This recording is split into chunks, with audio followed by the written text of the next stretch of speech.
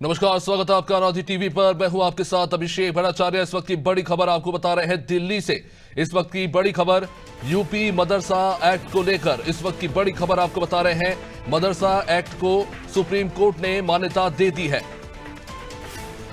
UP मदरसा act जिसको supreme court से मान्यता मिल गई है। दरअसल हाईकोर्ट ने मदरसा एक्ट को लेकर एक फैसला सुनाया था, इसे सुप्रीम कोर्ट ने खारिज कर दिया। मदरसा एक्ट को संविधान सम्मत बताया है सुप्रीम कोर्ट ने। सुप्रीम कोर्ट ने अपने आदेश में कहा कि मदरसा एक्ट संविधान का उल्लंघन नहीं, धार्मिक शिक्षा देना गलत नहीं, आवश्यक विषय भी साथ में पढ़ाए जाए, ये निर्देश भी सुप्रीम कोर्ट के द्वारा दिए गए हैं। हाईकोर्ट ने मदरसा एक्ट के खिलाफ एक फैसला सुना दिया था। इस फैसले को आज सुप्रीम कोर्ट ने अपना फैसला सुनाते हुए खारिज कर दिया और सीधे तौर पर इस बात पर मोहर लगा दी कि मदरसा एक्ट जो है वो संविधान का उल्लंघन नहीं है और बच्चों को धार्मिक शिक्षा देना गलत नहीं है। लेकिन साथ ही साथ सुप्रीम कोर्ट ने यह भी कहा कि बच्चों को आवश्यक जो विषय है वो भी जरूर पढ़ाए जाए। मदरसा का मुद्दा उत्तर प्रदेश में काफी ज्यादा अभी हाल ही में चर्चा में रहा था। काफी सारे अवैध मदरसे भी पाए गए थे। अब इन सब के बीच में मदरसा एक्ट को लेकर ही सवाल उठा दिया गया कि धर्मनिरपेक्ष देश में किसी धार्मिक शिक्षा को अनिवार्यता नहीं दियानी चाहिए।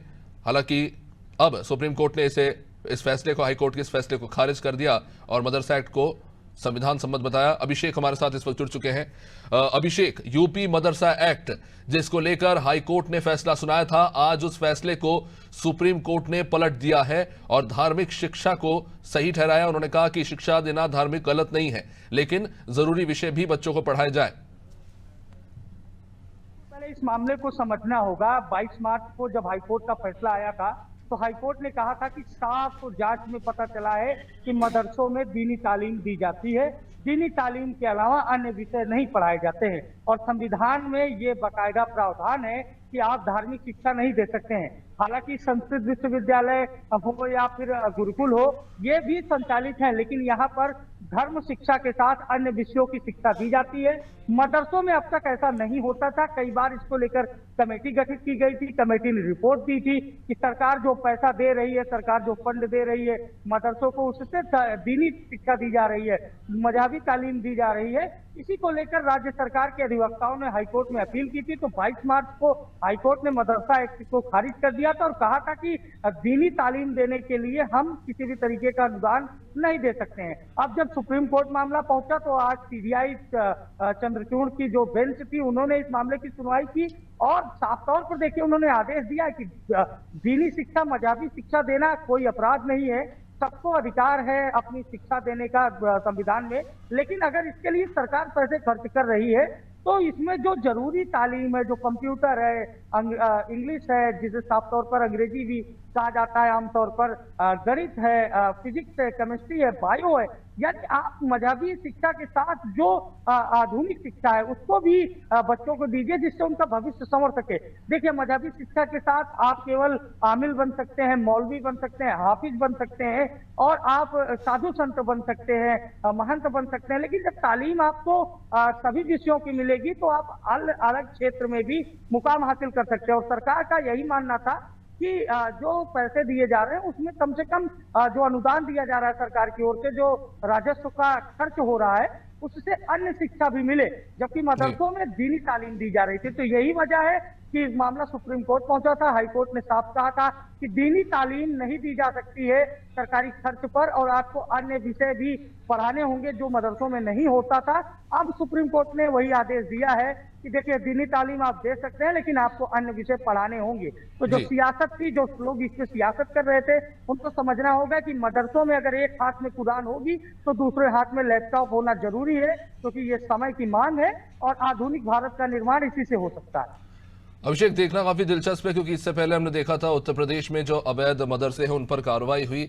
उसके बाद मुख्यमंत्री योगी आदित्यनाथ ने इस चीज को अनिवार्य किया कि जो मदरसे हैं वहां पर आज की जो मॉडर्न एजुकेशन है वो भी रहे, कंप्यूटर्स ऑपरेट सब तरह की व्यवस्था की जाए।